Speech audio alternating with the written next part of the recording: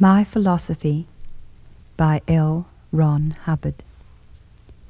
The subject of philosophy is very ancient. The word means the love, study, or pursuit of wisdom, or of knowledge of things and their causes, whether theoretical or practical. All we know of science or of religion comes from philosophy. It lies behind and above all other knowledge we have or use. For long regarded as a subject reserved for halls of learning and the intellectual, the subject, to a remarkable degree, has been denied the man in the street. Surrounded by protective coatings of impenetrable scholarliness, philosophy has been reserved to the privileged few. The first principle of my own philosophy is that wisdom is meant for anyone who wishes to reach for it. It is the servant of the commoner and king alike, and should never be regarded with awe. Selfish scholars seldom forgive anyone who seeks to break down the walls of mystery and let the people in. Will Durant, the modern American philosopher, was relegated to the scrap heap by his fellow scholars when he wrote a popular book on the subject, The Outline of Philosophy. Thus brickbats come the way of any who seek to bring wisdom to the people over the objections of the inner circle. The second principle of my own philosophy is that it must be capable of being applied. Learning locked in mildewed books is of little use to anyone, and therefore of no value unless it can be used. The third principle is that any philosophic knowledge is only valuable if it is true or if it works. These three principles are so strange to the field of philosophy that I have given my philosophy a name: Scientology. This means only knowing how to know. A philosophy can only be a route to knowledge. It cannot be crammed down one's throat. If one has a route, he can then find what is true for him, and that is Scientology. Know thyself, and the truth shall set you free. Therefore, in Scientology, we are not concerned with individual actions and differences. We are only concerned with how to show man how he can set himself free. This, of course, is not very popular with those who depend upon the slavery of others for their living or power, but it happens to be the only way I have found that really improves an individual's life. Suppression and oppression are the basic causes of depression.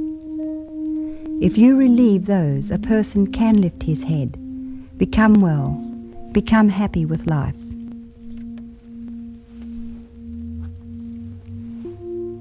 And though it may be unpopular with the slave master, it is very popular with the people.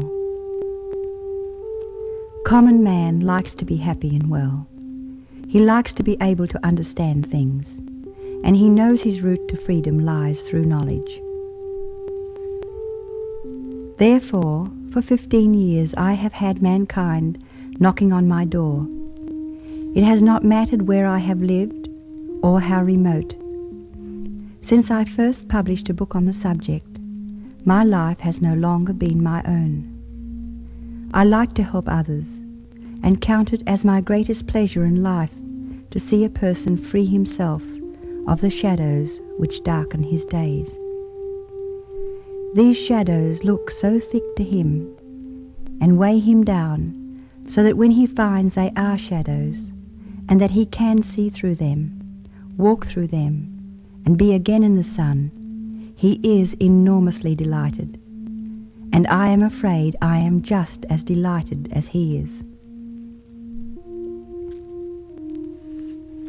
I have seen much human misery. As a very young man, I wandered through Asia and saw the agony and misery of overpopulated and underdeveloped lands.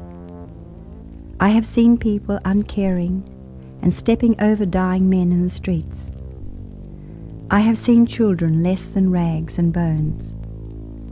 And amongst this poverty and degradation, I found holy places where wisdom was great, but where it was carefully hidden and given out only as superstition.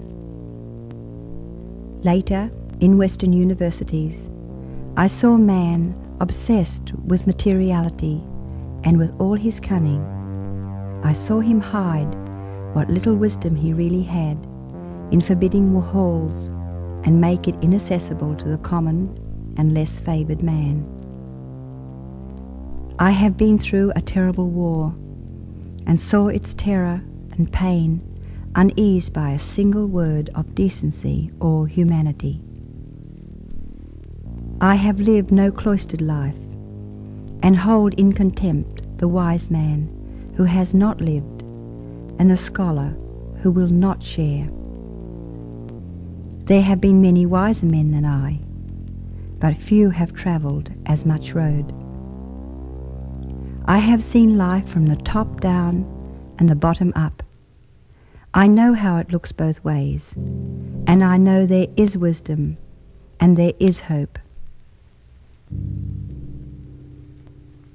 Blinded with injured optic nerves and lame with physical injuries to hip and back, at the end of World War II, I faced an almost non-existent future.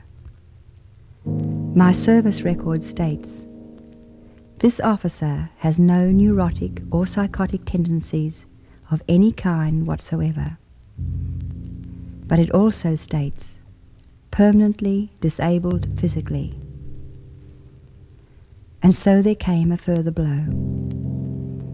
I was abandoned by family and friends as a supposedly hopeless cripple and a probable burden upon them for the rest of my days. I yet worked my way back to fitness and strength in less than 2 years, usually only what I know and could determine about man and his relationship to the universe. I had no one to help me. What I had to know, I had to find out. And it's quite a trick studying when you cannot see. I became used to being told it was all impossible, that there was no way, no hope. Yet I came to see again and walk again, and I built an entirely new life. It is a happy life, a busy one, and I hope a useful one. My only moments of sadness are those which come when bigoted men tell others all is bad, and there is no root anywhere, no hope anywhere, nothing but sadness and sameness and desolation, and that every effort to help others is false. I know it is not true. So my own philosophy is that one should share what wisdom he has. One should help others to help themselves, and one should keep going despite heavy weather, for there is always a calm ahead. One should also ignore catcalls from the selfish intellectual who cries, "Don't expose the mystery, keep it all for ourselves. The people cannot understand." But as I have never seen wisdom do any good kept to oneself, and as I like to see others happy, and as I find the vast majority of the people can and do understand, I will keep on writing and working and teaching so long as I exist. For I know no man who has any monopoly upon the wisdom of this universe. It belongs to those who can use it to help themselves and others. If things were a little better known and understood, we would all lead happier lives. And there is a way to know them, and there is a way to freedom. The old must give way to the new. Falsehood must become exposed by truth, and truth, though fought, always in the end prevails.